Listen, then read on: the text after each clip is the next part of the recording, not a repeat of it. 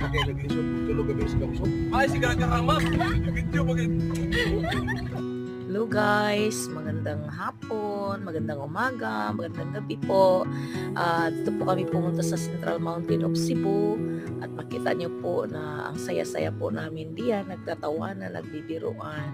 At ang ganda po yung lugar na ito kasi green na green po ang dakong ito, ang halaman nila, mga tanim, mga talagang green na green. Ito po yung taniman ng maraming gulay. Alam niyo yung binibinta sa Cebu, sa Carbon. Ang iba po ay galing rito at ito po yung hanap buhay ng mga tao rito, ang magtanim ng gulay.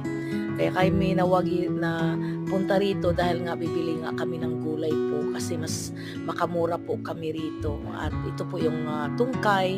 Ito yung puntahan natin dito ay isa sa aming church.